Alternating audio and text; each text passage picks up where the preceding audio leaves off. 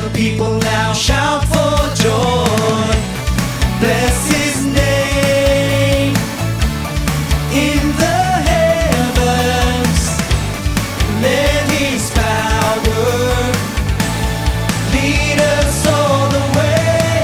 Jesus shall reign over all the earth, now and forever he will. Jesus shall reign over all the earth, now in his presence we sing.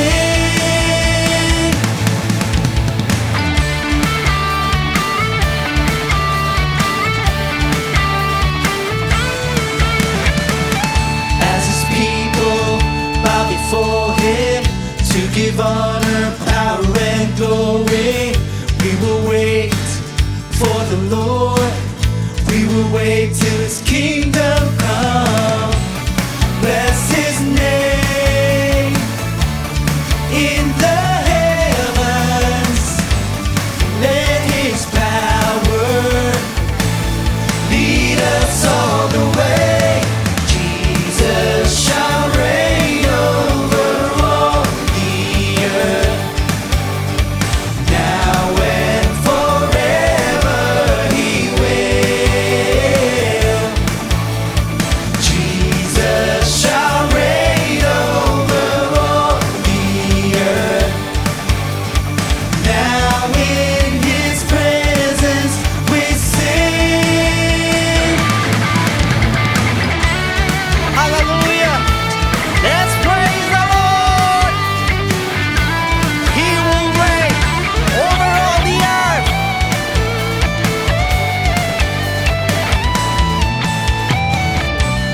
Bless his name in the heavens. Let his power lead us all the way. Jesus shall reign over all the earth, now and forever he will. Jesus shall reign over all the earth, now in his presence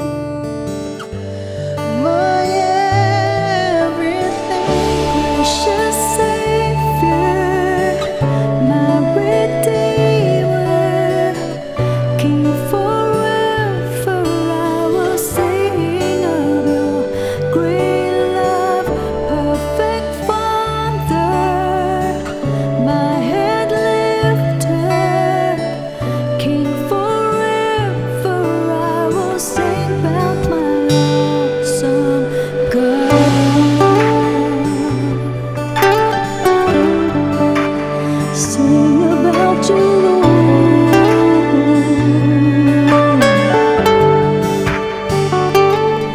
You are my creator, friend and my defender.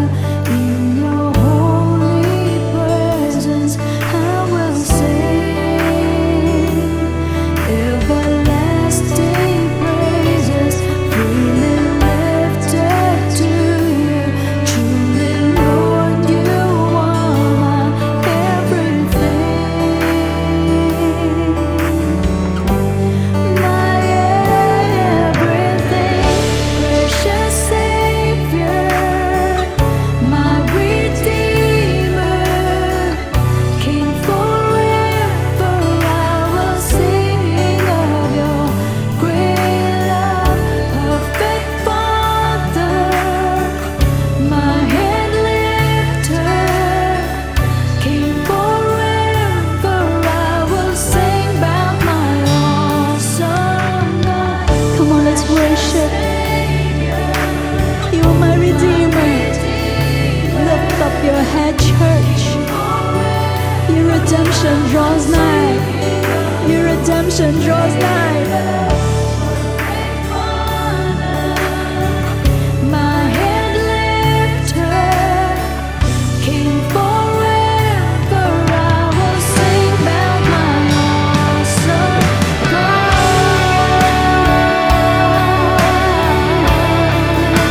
Sing about you, Jesus.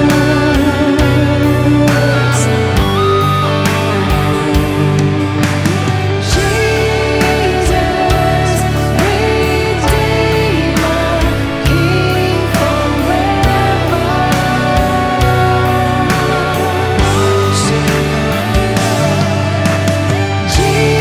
Jesus, head lifter, King forever.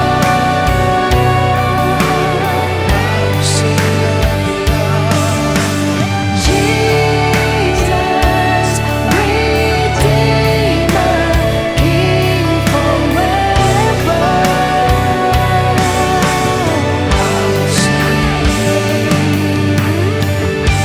He's with me forever, forever.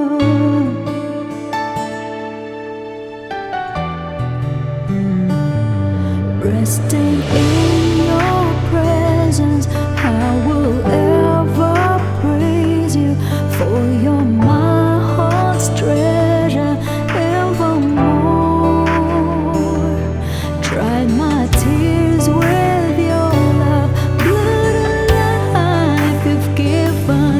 Now your light shines through me. I will sing.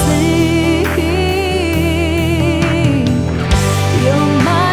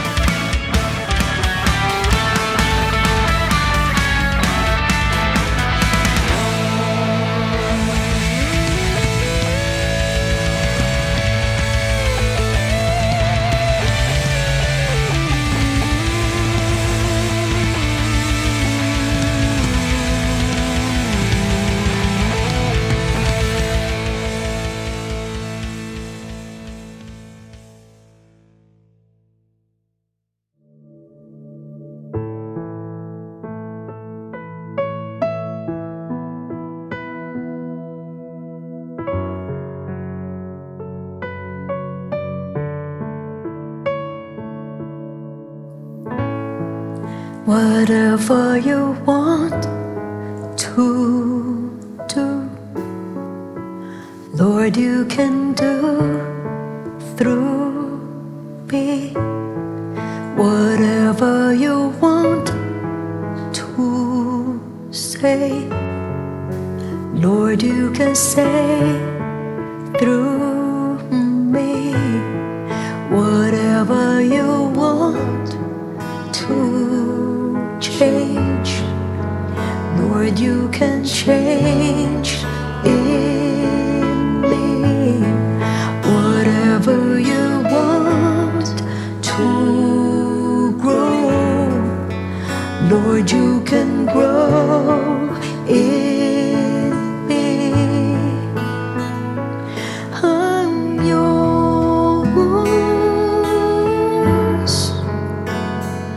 I'm yours forevermore. I'm yours.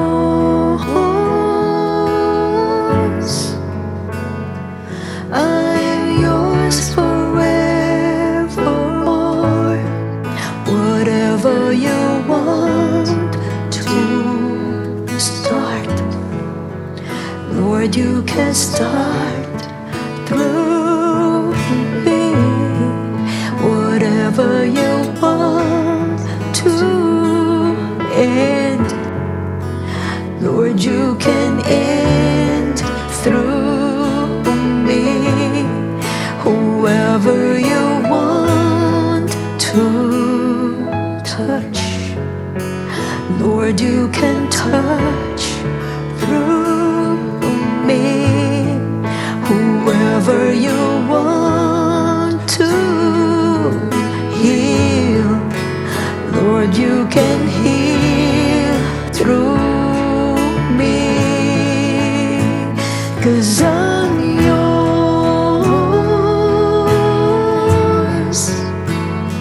I'm yours forevermore. I'm yours.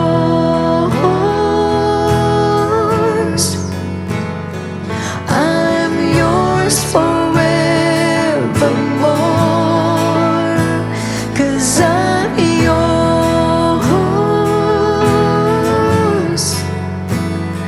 I'm yours forevermore. Lord, I'm yours.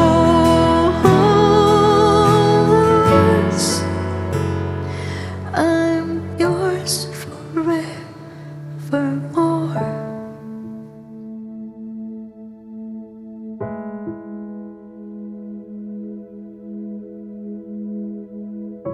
Praise the Lord! A blessed Thursday night sa inyo pong lahat. Welcome to our first General Bible Study this 2026. Alam niyo po mga kapatid, the best way to start the year is to start it with God. Hindi lang po ito pag-aaral ng Biblia, kundi ito po isa pong pagkakataon para i-align po natin ang ating pong mga sarili, ating pong mga puso, ang ating pong mga isipan po natin sa Kanya pong kalooban. And tonight, let us come with open hearts and open minds. So tayo po muna'y manalangin po sa ating pong Panginoon at humingi muna po tayo ng gabay po sa Kanya. Yuko po natin ang ating pong mga ulo, pikit po natin po ang ating pong mga mata.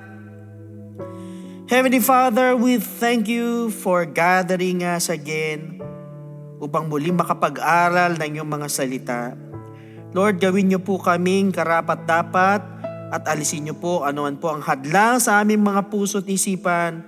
Lord, we pray that you bless our first GBS for this 2026. Muli niyo po kaming turuan, patatagin sa aming pong pananampalataya.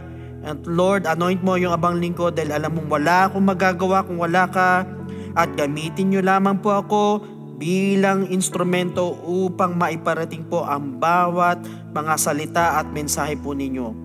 Lord, we also pray that you open our hearts and our spiritual understanding at wala po mag-resist po sa inyo po mga salita. Fill us with your presence today at basbasan niyo po kami mula po sa simula hanggang sa dulo. Ilayo niyo po kami sa anumang pong spirit of error or any technical difficulties. Abutin niyo po ang bawat isa po sa amin upang ang lahat ay mag-tune in at makiisa sa gawain ito. Muli, sa iyo po lahat na kadakilan at kapurihan. In Jesus' name, Amen. So brothers and sisters, kung naalala po ninyo, we ended the year 2025. Kung natatandaan po natin, nag-focus po tayo about the righteousness of the unrighteous, kung saan natutunan po natin how God chooses yung pong the least likely, raises the lowly, and redeems the condemned. However, tonight, bilang pagpapatuloy po and as a conclusion for the series of the righteousness of the unrighteous, we are going to talk about the woman with the issue of blood. So before we proceed, let's discuss about the woman's condition. Yan muna po ang ating pong pag-aralan. Brothers and sisters, just imagine for 12 years, this woman lived with continuous blood loss. Isang kondisyon na ang modern medical science po ay inassociate po ito with chronic anemia. At sigurado po na yung po mga ganitong klaseng prolonged bleeding ay hindi po maiiwasan na magresulta sa extreme fatigue. Sigurado yan. Muscle weakness, kasama yan. Yung pong dizziness, nahihilo. Kasama din po yung shortness of breath or kinakapos po ng hininga at yung pong rapid heartbeat at ng constant lightheadedness. So malamang siya po ay namumuhay in a state of near fainting. Halos mahimatay na, mawalan na ng malay. Nahihirapan po sa pagtayo na matagal. Yung pong kanyang katawan was slowly starving of oxygen. At sigurado po, pati po yung kanya po mga kamay, sigurado nanginginig po yan. At yung pong tuhod niya ay nangihina po at siguradong exhausted po siya ng husto. Isang tao na unti-unting nauubos ang buhay at unti-unting namamatay. At ang mabigat po, yung pong bawat hakbang patungo po kay Kristo ay kailangan pa po ng isang napakasakit na determinasyon at yung pong pagsubok na hawiin po yung dami ng tao o yung lahat ng tao ay mas lalo pa pong nagpaigting po ng kanyang paghihirap. And in addition to physical strain, yung pong kanyang kondisyon ay nagdulot po ng malalim na psychological trauma. Kaya nga po mas madalas po kaysa sa hindi, ang mga chronic illnesses po often lead to anxiety, naglilid din po yan sa hopelessness at gayon din po ng depression. And she carried all three. Imagine that. Bit-bit niya lahat itong tatlong ito. For 12 long years, wala pong doktor ang nakapagpagaling po sa kanya, which showed their limitation, na nakadagdag lang din po sa kanyang mga emotional wounds. Kaya po bumagsak po yung pag-asa po niya sa bawat treatment niya, sa bawat pagpapatingin niya po sa doktor na into despair when the bleeding worsened. Mas lumala. Kaya nga po sa Mark chapter 5 verse 26, and had suffered many things from many physicians. She had spent all that she had and was no better, but rather grew worse. Mas lalo pang lumala. At sigurado mga kapatid, yung pong isip niya was exhausted from disappointment. Sigurado yan, discouraged siya, disappointed siya, at namumuhay po siya sa takot of dying slowly. Of being permanently cut off from society, at haharapin po ang Diyos with a life defined by perpetual uncleanness.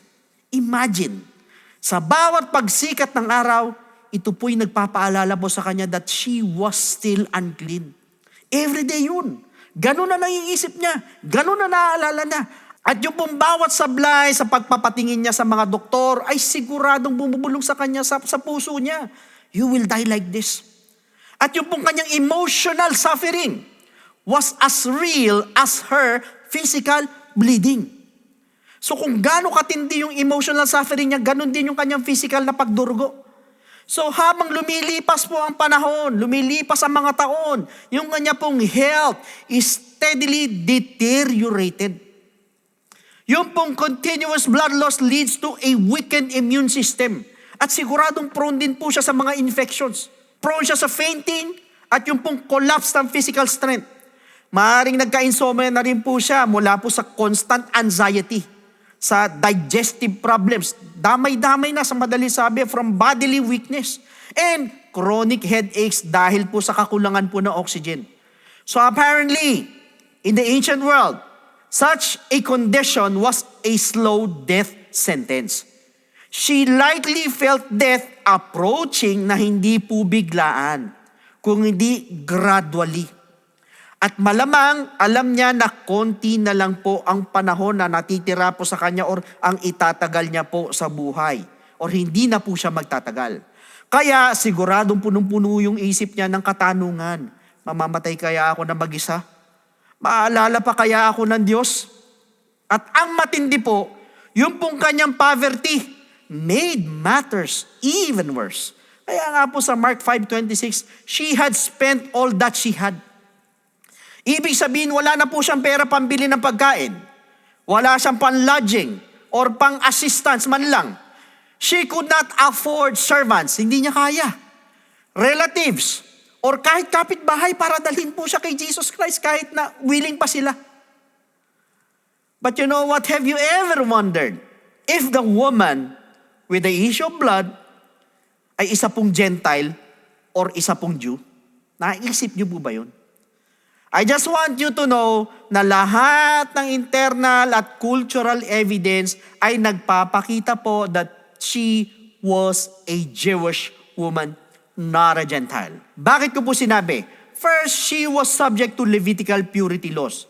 Kaya nga po sa Leviticus chapter 15 verses 25 to 27, nasabi po rito, if a woman has a discharge of blood for many days, other than at the time of her customary impurity, or if it runs beyond her usual time of impurity, all the days of her unclean discharge shall be as the days of her customary impurity. She shall be unclean. Siya po ay magiging marumi. Every bed on which she lies all the days of her discharge shall be to her as the bed of her impurity. And whatever she sits, anong man ang upuan niya, on shall be unclean, magiging marumi rin, as the uncleanness of her impurity. Whoever touches those things shall be unclean. Ang sino man daw humawak ng mga bagay na yun na magiging marumi rin. He shall wash his clothes and bathe in water and be unclean until evening. Mga kapatid, ang Levitical purity laws po applied only to Israelites. At ang isa pong Gentile na babae would not be considered unclean by Jewish law. Hindi po siya magiging spiritually or socially restricted na katulad po ng isang Jewish na babae. However, inassume po ng buong narrative, ng buong kwento, na siya po ay nabuhay under the law of Moses. Pangalawa, she believed touching the hem or yung pong tzitzit of Jesus' garment would heal her. Yung pong hem sa Greek po is kraspedon. Refers to the tassels or tzitzit. Commanded po yan sa Numbers 15, 37 to 41, and also in Deuteronomy chapter 22, verse 12. At ang mga Hudyo po lang ang nagsusuot nito sa covenant reminders. At malalaman po ng isang Gentile woman, first, yung pong ibig sabihin of the tassels. Second, yung pong prophetic expectation sa Malakay chapter 4, verse 2. At pangatlo, yung pong symbolism of healing in the wings, yung pong kanap of Messiah's garment. So she acted with Jewish messianic understanding. Now thirdly, she approached Jesus in a Jewish crowd on the way to a synagogue ruler's house. Tandaan po natin, si Jairus po ay isa pong synagogue ruler. Yung pong buong setting is Jewish. Andun ang Jewish crowd, ang Jewish purity concerns, andun din po yung Jewish religious structure.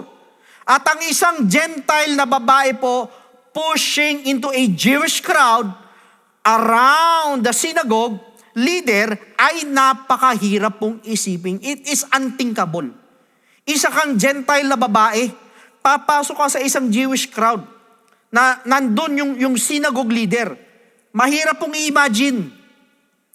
Now, pang-apat, Jesus called her daughter. Kaya nga po sa Mark chapter 5 verse 34, and he said to her, "Daughter, your faith has made you well. Go in peace and be healed of your affliction." I just want you to know na siya lang po yung kaisa-isang babae that Jesus ever addressed this way. Pag sinabi po natin daughter, dito po it means daughter of Abraham, member of the covenant, Jewish women restored to fellowship, and Jesus never used this term for Gentile women. Para sa mga Gentiles, gumagamit po ang ating Lord ng mga terms na woman. Sa John chapter 4 verse 21 at gayon din sa Matthew chapter 15 verse 28, ang sabi niya, "O woman, great is your faith." Pero hindi po siya gumamit ng daughter. Now, punta po tayo sa panglima. Si Luke po emphasized that she was not healed by anyone. Hindi siya pinagaling ng ninuman. Kaya po sa Luke chapter 8 verse 43, "Now a woman having a flow of blood for 12 years, who had spent all her livelihood on physicians and could not be healed by any." Ulitin ko ang sabi, could not be healed by any. So ito po si Luke ay sumulat po kay Theophilus na nagpapakita po ng Jewish understanding na understanding of uncleanness, understanding patungkol sa suffering, at understanding patungkol sa purity restrictions. So ito po'y pasok na pasok sa experience po ng isang Jewish woman. Now, let's go to the sixth. Early church tradition unanimously considered her Jewish. Bakit ko po sinabi? Yung po mga early Christian writings po ay hindi po siya dinescribe na isang Gentile. Hindi po. Walang sinabi ganun. So therefore, she was a Jewish woman, not a Gentile. But the problem is this. How did the Jews view this woman socially? As she was viewed with maximum stigma and complete social exclusion. Sa paano pong paraan, isa-isahin po natin how a Jewish society treated her. Una, she was considered unclean or tame, na binanggit po sa Leviticus chapter 15 verses 25 to 27.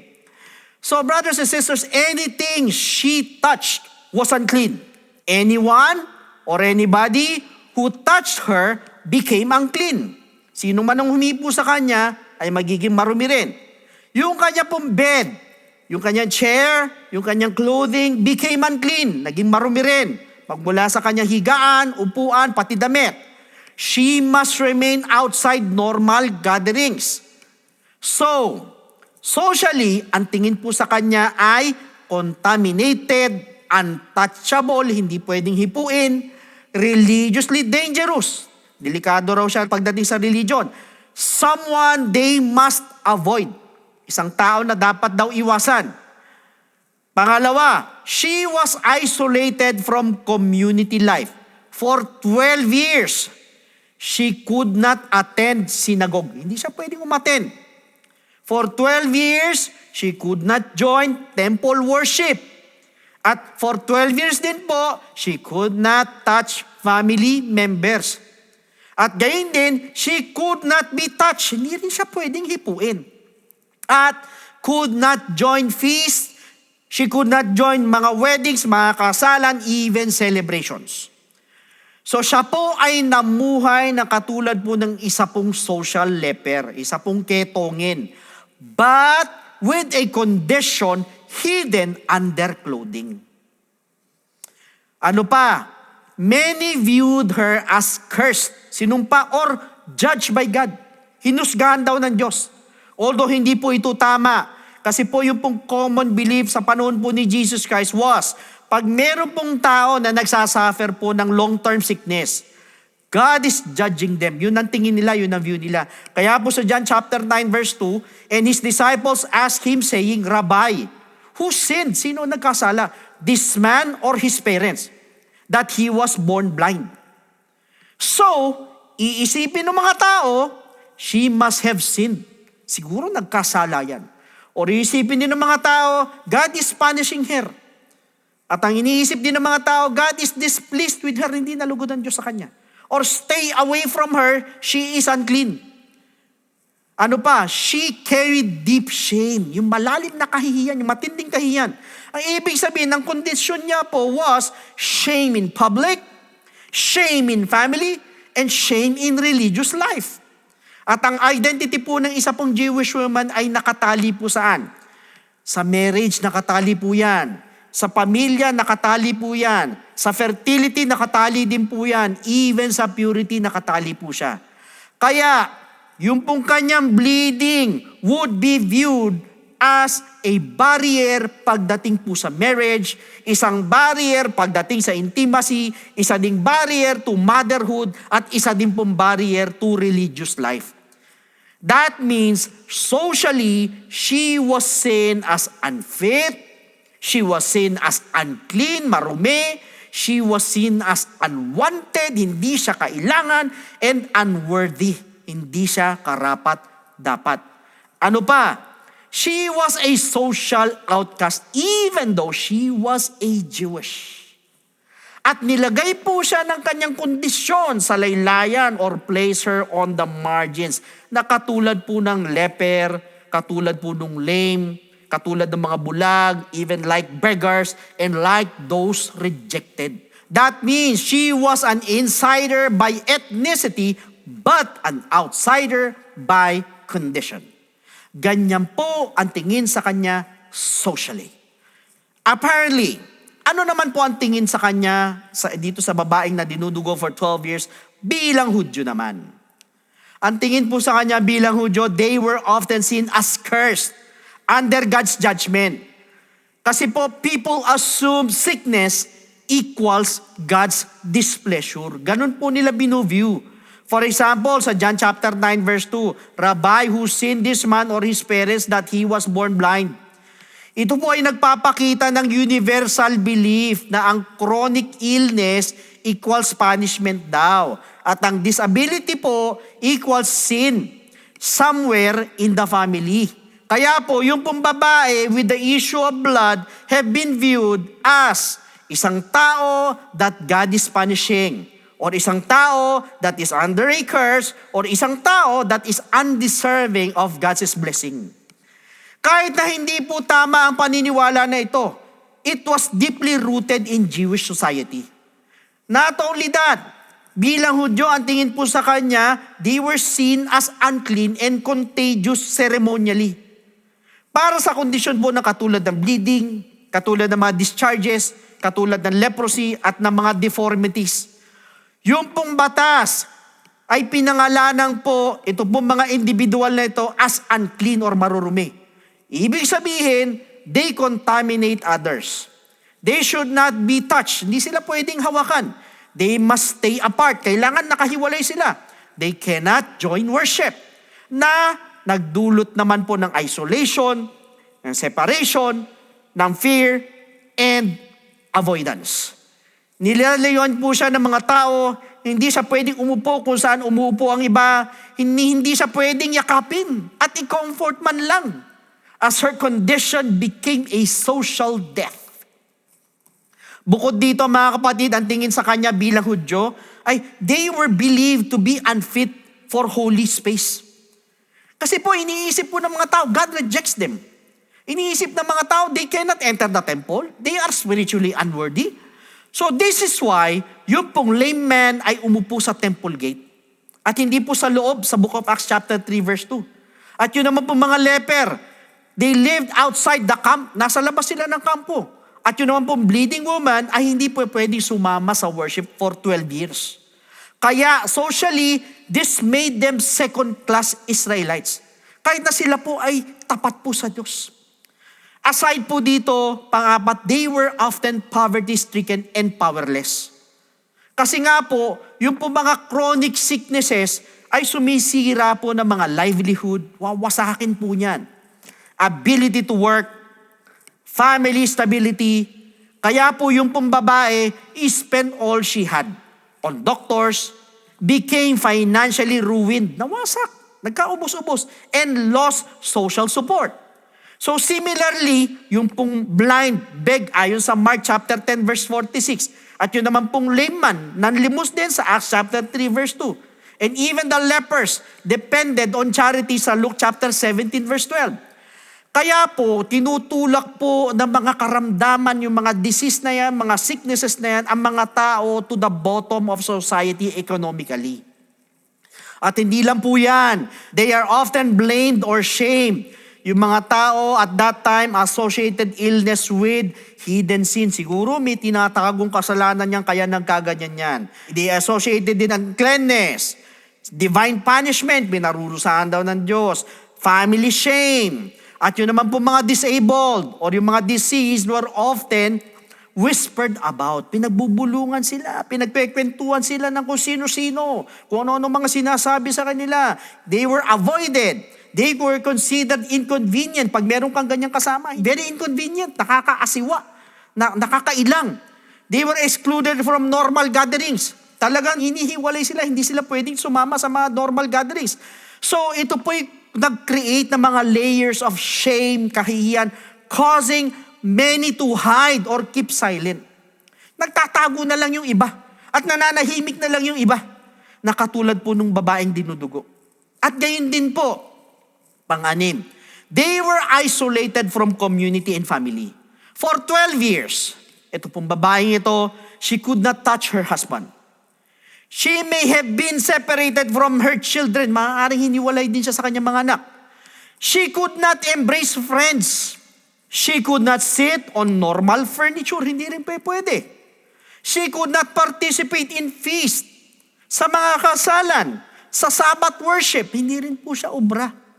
So yung po mga tao na meron pong mga chronic conditions po existed on the edge of society. And also, pang-pito, they were often seen as hopeless cases with no modern medicine. At ang common belief po sa kanila was, if you are not healed yet, pag hindi ka pa gumagaling hanggang ngayon, you will never be healed. Could you imagine that? Thus, the blind were expected to die blind, the lame were expected to die lame, lepers were expected to die alone. At yung pong bleeding woman was expected to die unclean. Meaning, people did not expect miracles. However, since the woman was not responsible for her physical condition, especially sa panahon po nila with no advanced medical knowledge, walang mga modern medicine, kaya po ang tanong, paano po naging patas ang uncleanness if she is not at fault? Kung hindi naman po niya ito kasalanan. Tignan po natin yung malino na biblical at theological explanation. Una, yung pong kanyang uncleanness was not a punishment. Bakit ko po sinabi? Wala pong sinabi ang book of Leviticus that a woman with chronic bleeding is sinful, is cursed, is morally guilty, or under divine punishment. Wala po sinabi ang Leviticus. So meaning, an uncleanness po does not equals sin. Kung hindi, an uncleanness po equals ritual condition, not moral failure. Hindi po siya sinisisi ng Diyos, but rather tinuturuan po ng Diyos ang Israel on something larger. Pangalawa, yung pong kanyang uncleanness symbolized the broken condition of all humanity. Yung pong mga batas patungkol sa purity were illustrations, living parables, para ipakita po ang ang human fragility, ang human brokenness, yung pong effects of the fall, yung pong separation between man and a holy God.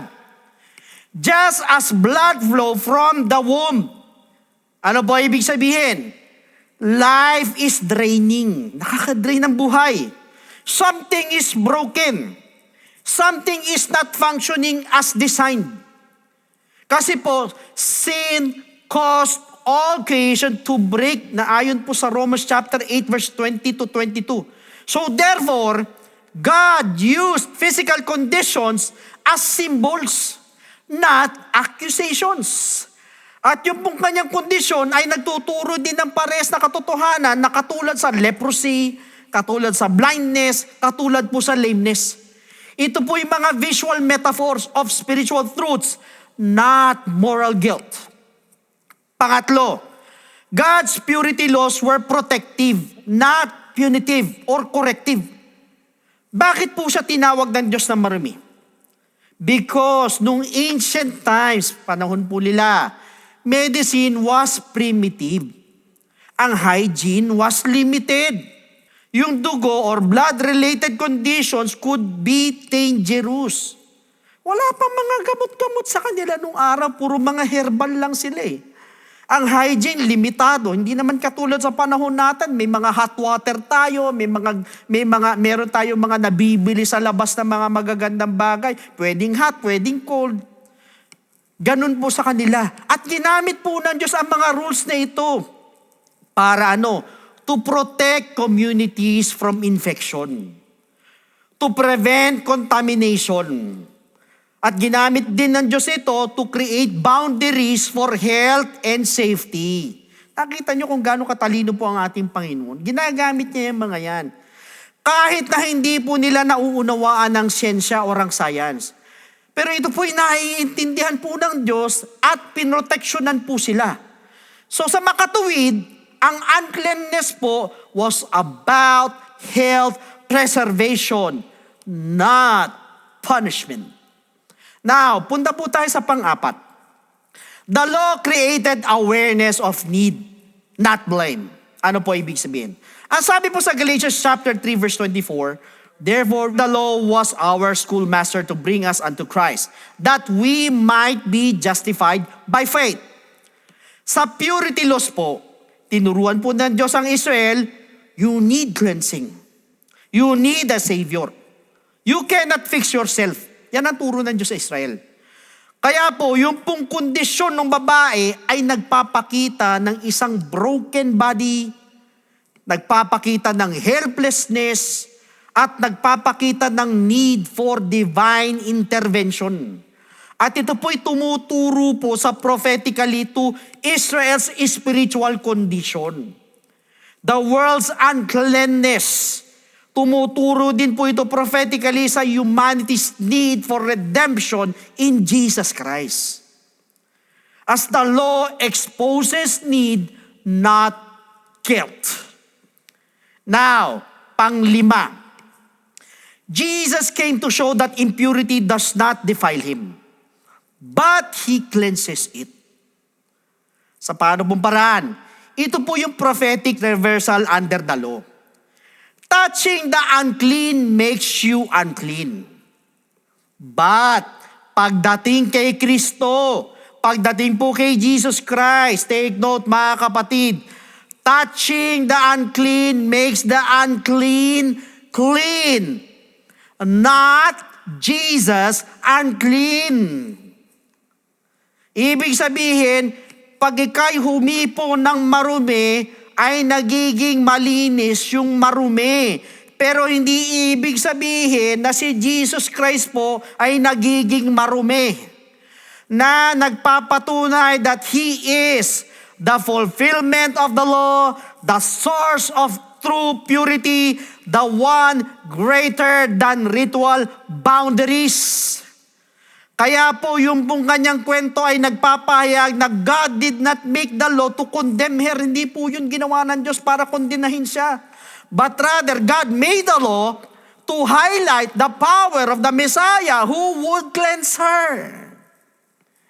However, bakit po pinahihintulot minsan ng Diyos yung mga certain conditions sa kanyang mga anak na mga katulad ng babaeng ito na dinudugo for 12 years? I just want you to know that God allows certain conditions not because of sin, but so that His glory, power, and identity may be revealed. Bakit ganon? Because of His sovereignty. At siya po ang nakakaalam kung ano po makakalugod po sa Kanya. Example, the blind man sa John chapter 9 verses 1 and 3. When the disciples asked, nagtanong yung mga disciples, who sinned? Sino nagkasala? Ang sagot ni Kristo, neither this man nor his parents sinned, but this happened so that the works of God might be displayed in him. So ibig sabihin, dito po winasak po ni Jesus Christ yung pong lumang assumption that every sickness or bawat sakit po is a punishment. Instead, pinahayag po ni Jesus Christ na some suffering is not caused by sin. Some pain allowed for a higher revelation. And God positions certain people for miracles that reveal who He is. Kaya po kung minsan nagtataka tayo bakit ganito ang nangyayari po sa atin. Kasi po mayroon po mga pagkakataon na para ma-reveal kung sino siya, para maihayag kung sino siya. Kaya nga po pinili po yung blind man para sa isang miracle na nagbubukas po sa mata po ng Israel. Now another example, Lazarus' death sa John chapter 11 verses 1 to 4. Ang sabi ng Lord, this sickness is not unto death but for the glory of God, that the Son of God may be glorified through it. And again, kay Martha, sa John chapter 11, verse 40, did I not tell you that if you believe, you would see the glory of God? Ano ibig sabihin? Yung pagkamatay po ni Lazarus was not a punishment. It was not accidental. It was not meaningless at all. Ito po ay isang entablado na dinisenyo po ng Diyos para ipahayag po that Jesus is the resurrection and the life. Now, punta po tayo sa example number 3. This woman with the issue of blood. Although hindi po nagbigay po ng explanation ang Lord, katulad po sa John chapter 9. Pero yung pong pattern at yung pong konteksto po ay nagpapahayag ng parehas na principle na na yung kanya pong 12-year condition created the perfect moment. Para saan? For Jesus Christ, una, to show His power. Pangalawa, to prove He fulfills the law.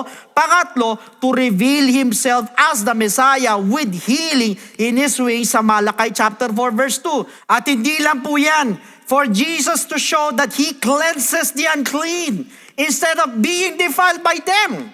And for faith to arise in unexpected and righteous vessel. Kaya yung pong kanya pong kwento ay naging isang theological demonstration that God turns what humans cannot fix into a moment of divine revelation. Katulad po ng blind man, katulad ni Lazarus, katulad ni Hannah, barren until God opened their womb, katulad ni Naaman, incurable until God intervened. Pero sa bawat case po, God is not the author of pain. Hindi po. But He permits certain conditions to reveal His power, mercy, and identity. So yes, God allowed her condition for revelation, not punishment. But meanwhile, was the woman's knowledge about Jesus late? Or was Jesus' fame already spread through Israel? Pag-aralan po natin carefully using the scriptures. Mga kapatid, yung fame po ni Jesus Christ had already spread throughout Israel. Bago pa yung pong pagpapagaling po sa babae with the issue of blood. Ni-record po ng Gospels na si Jesus Christ po was already known nationwide for His miracles. Kaya po sa Matthew chapter 4 verse 24, and His fame went throughout all Syria. Kaya di sa Mark chapter 1:28. And immediately His fame spread abroad throughout all the region around about Galilee. At gayon din sa Luke chapter 4 verse 37. And the fame of Him went out into every place of the country round about. So this means the name of Jesus Christ as a miracle worker was already known. At yung pong kanya pong reputasyon for healing was already spreading before her encounter. At ang mga tao po all over Israel were hearing testimonies about Him. Sa makatuwid, hindi po isang hidden figure si Kristo. Dahil marami na po ang nakakakilala po sa Kanya. Pero doon po sa babaeng dinudugo, yung pong kanyang personal knowledge of Jesus may have came late. Kahit na yung pong kasikatan ni Jesus Christ po ay kumalat na ng maaga. Siya po ay pumunta sa Lord only after 12 years of exhausting her own resources. Doon lang siya lumapit sa Panginoon after 12 years pa lang na sinabi sa Mark chapter 5 verses 26 to 27. and suffered many things from many physicians. She had spent all that she had and was no better, but rather grew worse. When she heard about Jesus, ayun, nung narinig niya patungkol kay Kristo, she came behind him in the crowd and touched his garment. Ito po yung pinaka-crucial na linya sa talata. When she heard of Jesus or about Jesus, ang sabi, it implies that she did not know about Jesus early in her sickness. It also implies that she did not seek Him at the beginning. Nung umpisa, hindi niya hinanap si Kristo. It also implies that she only turned to Him, only turned to Jesus Christ after many failures. Kaya po, yung kanya pong knowledge about Jesus Christ came late, not early. Sa madalit sabi, Jesus' fame spread early, pero yung pong kanyang knowledge of Him ay dumating lang po pagkatapos ng kanyang desperation. Katulad po ng principle po sa Romans, God allows human effort to fail so that people seek Him. Kaya lang po ang tanong, why did she hear late? Bakit late na? Alam niyo po, meron po matitinding social reasons why her knowledge of Jesus came late. Una, she was socially isolated sa Leviticus chapter 15 verses 25 to 27. Kasi po ang isa pong babae na merong chronic bleeding could not mingle with crowds, could not join synagogue gatherings, could not attend public teachings. They were avoided public places to prevent defiling other people. Yung kanya pong isolation equals limited access to news. Pangalawa, she was financially drained. Ubus na. Wala na siyang pera. Yung kanya pong focus is survival, doctors, at mga treatments. Pangatlo, kaya niya late na napakinggan, she lived in shame. Namuhay siya ng kahiyan. At sino mang marumi for 12 years, ay namumuhay lang po na nakatago. Magtatago ka sigurado, marumi ka eh. Tahimik ka lang. Sa madalit sabi, kahit nakilala po or sikat po si Kristo, ang babae po ay isa po sa mga huling nakarinig po patungkol sa kanya. So therefore, the correct answer is both are true. Si Jesus po was already famous, yung kanya pong pangalan had spread everywhere, pero yung babae po personally heard about Him late. Long after, subukan niya po ang lahat ng pamamaraan sa kanya sarili. Which makes her story so powerful. Why? Because she found Jesus only after every human option failed. Nakita po ninyo? She only found Jesus pagkatapos na sumablay yung lahat ng option ng isang tao. Her miracle was late, but right on time. And would you believe that this woman was unrighteous at first? Why? Because she relied on human ability before divine dependence. So that is why allow me to give you 4 major biblical principles that relate to unrighteousness. First, unrighteousness equals self-reliance. Before God, dependence. Ang sabi sa Mark 5:26, she spent all her money, went to many doctors, endured many treatment, grew worse. At ganito po ang pattern ng tao. Paano? O sa paanong paraan? Tayo po mga tao, we rely on personal ability, human wisdom, financial strength, lalo na't pag marami kang pera, at worldly solutions. Mga kapatid, this is not sinful, unrighteousness. Pero ito po ay isang misplaced trust na kailangan alisin po ng Diyos sa atin. Katulad po ni King Asa who sought not the Lord but the physicians sa 2 Chronicles 16 verse 12. Katulad ng prodigal son who exhausted resources before coming home. Katulad ng mga disciples who tried rowing against the storm before calling Jesus Christ. At katulad ng bleeding world, ang mundong ito, always trusting in human progress before God. Yung kanya pong first posture was self-trust. Nagtiwala muna siya sa sarili niya, sa mga resources niya, sa kung ano yung kakayanan niya. At yan din po ang nangyayari sa atin basically. Pag meron tayong sakit, ang tao madalas po ang inuuna. Pag meron sakit, ang hinahanap kagad doktor. Wala pong masama dyan. Minsan doktor, nakahanap tayo, or ospital kagad, gamot kagad, pa-check up kagad. Kailangan po natin yan, wala masama dyan. Pag may problema sa pera, ano ginagawa na iba? Lalapit sa ibang tao para mangutang. Pero alam niyo po, ang sabi po ng Matthew 6:33, seek ye first the kingdom of God and His righteousness, and all these things shall be added unto you. Unahin po muna natin ang kaharian po ng Diyos. At idadagdag na lang po yung lahat ng mga kailangan natin. Pero alam niyo po, ang babaeng ito, inuna niya po ang tao at yung pong kapangyarihan po ng pera.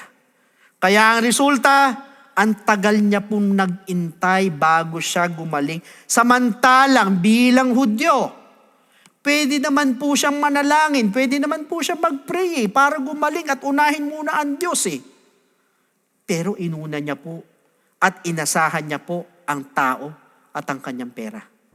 At yan po ang tinuturo po sa atin ng Diyos at the beginning of this year. Pero, kung uunahin po natin siya, subukan lang po natin at makikita po ninyo kung paano po kumilos ng gusto ang Diyos sa ating pong mga buhay. At dito po nagtatapos ang first part po ng ating pong topic regarding this woman with the issue of blood. Next week, itutuloy po natin ang part 2. But for the meantime, tayo po muna ay magpasalamat po sa ating pong Diyos. Yuko natin po ang ating pong maulo. Tayo po ay manalangin. Panginoong Hesus, maraming salamat po sa panibagong aral na naman na ibinigay niyo po sa amin. Salamat po dahil pinaalam niyo po sa amin ang dahilan kung bakit napapahintulutan ng ilan po sa uncleanness. Not to judge them, but to redeem them. Ngayon po ay mas naunawaan po namin ang iyong kalooban para sa aming lahat. Lord, we humbly ask for your forgiveness for the times when we question kung bakit kami napapahintulutang madapa at ganun din sa mga pagkakataon na inuuna naming hanapin ng lunas at kasagutan sa mga tao lamang instead na unahin ka. Lord, tulungan mo po kami magmula ngayon na ikaw po ang unahin, hanapin, at ang iyong pong kalooban ang una naming isipin, at kung naman po ang nangyari sa amin po mga buhay. Help us gain the righteousness that you have meant for us. Muli sa iyo po lahat ng kadakilaan, sa iyo po ang kapurihan. All these things we ask in Jesus' name. Amen.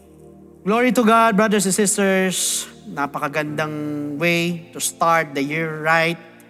So alam niyo po, ito po mensahe na ito is really showing us kung gaano po kahalaga na naintindihan po natin kung paano po kumilos ang Diyos po sa ating po mga buhay. Kaya nga po sa ating po mga first time viewers, nakita po natin yung background ng babaeng dinudugo na pinagaling po ng Diyos. Marahil lang iba po sa inyo, nakaranas ka ng ganitong desperation. Perhaps sa physical, sa emosyon, mentally, even sa financial. Let me tell you this. The same God who made those miracles is alive and still makes miracles today. Yes, He can make miracles in your life. Ngunit kagaya po ng babaeng yun, kailangan mo lang lapitan ng Diyos. We need to know God, believe, and accept the gospel of salvation na magiging simula po ng ating pong journey closer to the feet of Jesus Christ. Pag sinabi po natin salvation, ang sabi po sa Ephesians chapter 2 verse 8, for by grace you have been saved through faith. Malinaw po na sinabi ng talata that we are saved by grace through faith. Kaya alam po ang tanong, saan po tayo mananampalataya at maniniwala? That is the question. It is found in 1 Corinthians chapter 15 verses 1 to 4. Moreover, brethren, I declare to you the gospel which I preached to you, which also you receive and in which you stand, by which also you are saved, if you hold fast that word which I preached to you, unless you believed in vain. For I delivered to you first of all that which I also received, that Christ died for our sins according to the Scriptures, and that He was buried, and that He rose again the third day according to the Scriptures, Sa madalit sabi, we need to believe in the gospel of Jesus Christ. Yung pong death of Christ, yung burial of Jesus Christ, at yung pong resurrection of Jesus Christ ay kailangan po natin sampalatayanan at paniwalaan. Kaya lang po ang tanong is believing enough. Pag tayo nanampalataya, tayo naniwala, wala na tayong gagawin, hihinto or tutuldok na po tayo doon. Alam niyo po, sabi po sa 1 Peter chapter 4 verse 17, "For the time has come for judgment to begin at the house of God. And if it begins with us first, what will be the end of those who do not obey the gospel of God?" Ano daw ang katatapusan? Ano daw ang dulo doon sa hindi sumunod sa gospel ng ating Panginoon? So sa madalis sabi, the gospel of Christ must be obeyed. Pag tayo nanampalataya, tayo po'y naniwala, kailangan lakipan po natin ng pagsunod. Hindi po tayo matatapos sa believing, hindi po tayo matatapos sa pananampalataya, kundi ang gospel po ay sinusunod. Kaya lang po, another question is this, how will you obey? It is found in the book of Acts chapter 2 verse 38. Then Peter said to them, "Repent, and let every one of you be baptized in the name of Jesus Christ for the remission of sins, and you shall receive the gift of the Holy Spirit." Now, first is repentance. Tayo po'y magsisisi po ng ating pong mga kasalanan. We're going to ask for forgiveness. We're going to confess our sins. At naniniwala po ako, kahit pakiramdam mo, marami ka nagawang kasalanan, marami ka nagawang mali, but for as long as andun po yung genuine repentance, yung taos puso na pagsisisi, believe me my friend, the Lord is willing and able to forgive your sins. As long as andun po yung nagsisisi po tayo ng gusto dahil hindi po interesado ang Panginoon sa nakalipas mo, hindi yan ang tinitignan niya, kundi yung pong genuine repentance. Diyan po siya nakatingin. Hindi po sa nakalipas, hindi po sa nakaraan. So yan po yung first step, we need to repent. So para bagang pinapatay po natin ang ating po mga kasalanan, kasabay naman po ng pagkamatay ni Kristo. So second, we need to be baptized in the name of Jesus Christ. Si Kristo naman po'y inilibing. Tayo naman po'y ililibing naman po natin ating po mga kasalanan kasabay naman po ng paglilibing kay Kristo through water baptism. Ang sabi po sa Romans chapter 6 verse 4, "Therefore we were buried with Him through baptism into death, that just as Christ was raised from the dead by the glory of the Father, even so we also should walk in newness of life." Sa madaling sabi, we need to be baptized in the name of Jesus Christ. Bakit? Kasi po that water is the type of the blood of the Lamb that takes away the sins of the world, and also hindi po ito paghuhugas ng dumi ng katawan, kundi ito po yung pag-aalis po ng ating po mga kasalanan. So kung una, siya po'y namatay, tayo naman po'y papatayin naman po natin ang ating po mga kasalanan sa pamamagitan po ng repentance. Pangalawa, siya inilibing, tayo naman ililibing naman po natin po ang ating po mga kasalanan sa pamamagitan naman po ng water baptism. Pangatlo, siya na po'y nabuhay na magbuli, tayo naman po'y tatanggap ng kaloob ng Holy Spirit. We're going to receive the gift of the Holy Spirit. So diyan po papasok ang ating transformation, yung ating pong regeneration. Sa madalit sabi, tayo mababago na po na nabanggit sa Romans 8:11, ganyan din po sa Titus chapter 3 verse 5. In fact, once we receive the gift of the Holy Spirit, we're also receiving power. Power saan? Sa lahat ng mga first-time viewers. Kung minsan, pinipilit po natin magbago, minsan nagsasabi tayo, ang New Year's resolution ko ay hindi na ako magbibisyo, aalisin ko na yung mga masasama kong ugali, pero magugulat ka, ilang taon na natin sinasabi, pero bumabalik ka pa rin sa dati. Pabalik-balik, taon-taon tayo nagsasabi ng New Year's resolution, pero hindi naman din po nangyayari. Bakit? Sarili lang po natin. But you know what? Once you receive the gift of the Holy Spirit, yan po yung sinasabi sa ating power to overcome all our weaknesses. Perhaps nagsabi ka na New Year's resolution mo ngayong taon, so yan po yung tutulong po sa atin para matupad yung gusto natin mangyari, yung maalis mo sa buhay natin, mga kahinaan natin, mga weakness natin, through the power of the Holy Ghost. At yan din po ang magpapaalala po sa atin para makasunod po sa kalooban po ng ating Panginoon. So take note, ito pong tatlong bagay na ito ay kailangan maganap po sa ating po mga buhay. First, we need to repent. Second, we need to be baptized in the name of Jesus Christ. And thirdly, we need to receive the gift of the Holy Spirit. And that is what we call the good news. And that is the gospel of Jesus Christ. That is why sa lahat po ng mga first-time viewers po natin, we encourage you na tanggapin po ang ating Panginoon and start the year right with God sa pamamagitan po ng pagtanggap po sa Kanya. Sa mga first-time viewers, pwede po ba na itaas po natin pong dalawang kamay bilang tanda ng pagsuko? Yuko po natin po mga ulo. Pikit po natin ang ating po mga mata. And please repeat after me with this prayer na habang binabanggit po ninyo ang panalangin nito, nandun yung taos puso na tayo humingi ng tawad sa ating Panginoon at nagsisisi po sa lahat po ng ating po mga nagawang kasalanan. So please repeat after me. Panginoong Jesus, lumalapit po ako sa iyo bilang isang makasalanan. Patawarin mo po ako sa lahat ng aking mga pagkakamali at pagkukulang. Sa oras na ito, tinatanggap po kita bilang sariling tagapagligtas at tinatanggap po kita bilang Diyos ng aking buhay. Naniniwala po ako na ikaw ay namatay, ikaw ay nilibing, at sa ikatlong araw ay nabuhay na magmuli. Tulungan mo po ako makapagsimula ng bagong buhay at idagdag mo po ako sa iyong kaharian. Maraming salamat po sa pangalan ni Jesus. Amen. Praise the Lord. Yan po ang first step. Para sa pangalawang step po, andyan po yung mga telephone numbers po natin sa baba po ng mga screens po ninyo. Pwede po kayong tumawag dyan para makapagpa-schedule po tayo ng water baptism. Otherwise, you can directly message siya sa ating po FB page. Iwan lang kayo ng mensahe para masagot po namin to give you further instructions. So brothers and sisters, next week, huwag po kayong mawawala dahil pag-uusapan naman po natin ang part 2 regarding where does failure lead us. So God bless every one of you and to God be all the glory.